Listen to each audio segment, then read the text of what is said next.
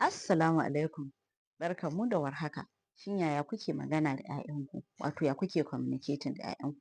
Kun dai san communication is the easiest way da za ku inganta tunanin ƴaƴanku, ku inganta ƙwaƙwalwansu, sannan su zama haziƙai, masu basira, masu kaifin tunani.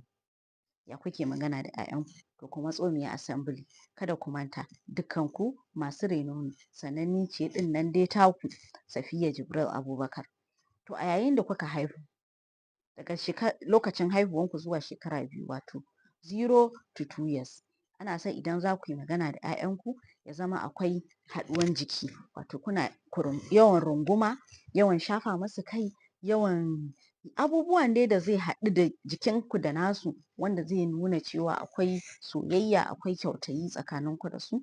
Sannan kuma idan za ku yi musu magana ku dinga amfani da body language, fuskanku yana nuna yanayin yadda emotions ɗinku suke ciki har za su iya fahimtar a'a wannan magana ake min saboda kawai magana, wannan magana ake min saboda na yi kuskure ana son in gyara.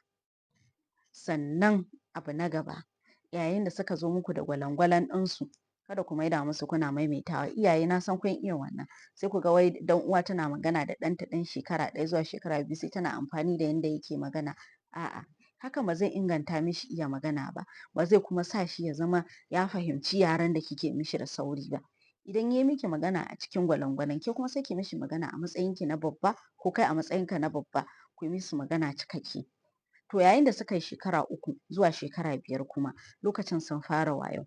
A lokacin maganan da za ku dinga musu ya zama cewa sun fahimci emotions ɗinsu, sun iya sanin cewa a'a ransu ne ya ɓaci sun san wannan ɓacin rai ne, a'a daɗi suka ji wannan farin ciki ne, a'a kaza na sa su su yi kuka, kaza na sa su su yi dariya, duk su iya sanin shi. Sannan su iya regulating ɗin shi, sannan uwa uba a lokacin sun iya tambaya. Duk tambayan da suka zo muku da shi ku ba su amsa. Babu ban sani ba, babu idon matambayi, babu ko irin baƙar magana ku ba su amsa. Hakan zai ba su ikon gane cewa fahimtar cewa wannan abin fa ban fahimce shi ba, bari in zo in yi tambaya za a ban amsa. Kuma hakan zai ba su cewa lallai ga inda za su zo a ba su amsa. Idan ba ku faɗa musu ba, za su ga abin nan da suka tambaye ku a cikin gida kuka ƙi faɗi, za su gan shi a waje. In suka gan shi a waje za su yi tambaya, ba ku san kuma waye zai ba su amsa ba. Yana iya ba su amsa irin amsan da bai yi daidai da tarbiyyan gidanku ba. A yayin da suka yi shekara 6 zuwa shekara 8 sun fara girma. Idan za a yi musu magana sai a musu magana cikin kyautayi, cikin darajawa, cikin mutuntawa. A san nuna musu su ɗin mutane ne. Lokacin sun fara sanin kansu. So idan ana musu gatsal ko ana musu baƙar magana ko ana musu ihu ba za su fahimta ba. Su ma za su ɗauki wannan ɗabi'a. Sannan kuma abu na gaba a dinga ba su dama da su za su yi bayani ta hanyar tambayoyi. Tambaye su abu, me kuka fahimta da kaza? Me aka yi kaza? Ku ba su open questions. Su ba su muku bayani. Sannan a duk lokacin da suka zo muku da magana ku saurare su. Ku ba su attention. Hakan za ku ɗauki duk abin da suke ɗauka. Sannan in za ku maimaita musu ko maganan ku maimaita shi cikin darajawa da mutuntawa. Daga shekara 9 zuwa shekara 12 kuma a lokacin sun ƙara girma. Sai ku ƙara nuna musu su mutane ne ta hanyar neman shawara a wurinsu. To ya kuke ganin za a yi kaza? Za a iya ma ku ba su damar su sa doka a cikin gidanku. A'a suna wani rashin ji sai ku ce musu to menene hukuncin wanda yake kaza? Ya kamata a dinga yin kaza? A'a sun je Islamiyya sun ɗauko wani darasi su zo muku da shi. Ko da a ce kun ba ku ɗauke shi wani serious abu ba su zo su kawo muku. Matuƙan dokan daidai doka ne da bai saɓa ma Allah bai saɓa ma bai saɓa ma sunnan Annabi sallallahu alaihi wasallam ba. Sannan kuma bai saɓa ma tarbiyyan gidanku ba. Ƙila na ci gaba ne. Ku ba su wannan daman. Ba wai kun gaza ba ne. Sannan a duk lokacin da kuke magana da su ku dinga nuna musu kuna muhimmantar da su a yayin maganan nan.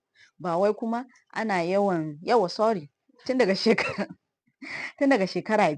8 abin da za ku mai da hankali kuma maimakon ku yi criticizing ɗinsu ku mai da hankali wurin nuna musu kuna jinjina ma effort ɗinsu ko mun ɗan ƙanƙantan abin da suka yi. No matter how little suka yi ku jinjina musu ku jinjina ma ƙoƙarinsu ku manta da kurakuransu haka har shekara 12.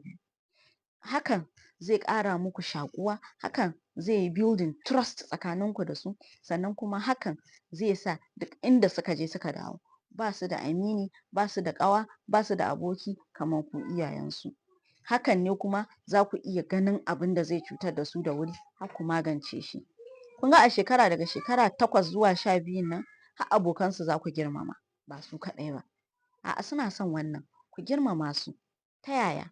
Kuna iya ƙulla zumunci da iyayen yaron, ko kuma ku sa shi yanda zai zama, yanda dai za su san ba wai kuna kyaran 'ya'yan ba ne, ba wai kuna kyaran abokansu ba ne, su san cewa yanda su ma they are welcome a wurinku, haka duk wani wanda suka kawo will be welcome. Hakan zai taimake ku, ba ƙaramin taimako ba. Zai taimake ku wurin gane inda za a gyara. Rayuwar nan yanzu ba wai za ka saki, ana a yi intentional parenting, yana da kyau, ba wai ana nufin ka saki ɗanka sakaka ba ne, babu boundaries, babu dokoki. Sannan kuma ba wai ana nufin ka sa ma ɗanka ka matsa mishi da sunan abu ba. Duk sai ka yi, sai ka tsaya a tsakiya, ka jawo su a jiki, sannan da dokoki da iyakoki, su san cewa ba za su iya wuce wannan iyakan ba. Hakan zai ba ku ikon gyara abin da za a gyara. In ba haka ba, duniya na nan, za su taya ku gyara, amma kuma ku sani gyaran da duniya za ta yi muku bai zama lallai ya zama irin gyaran da kuke buri, kuke fatan samu ba. Kar ku manta, ni ce dai Safiya Jibril Abubakar, dukkanku kuma masu reno ne.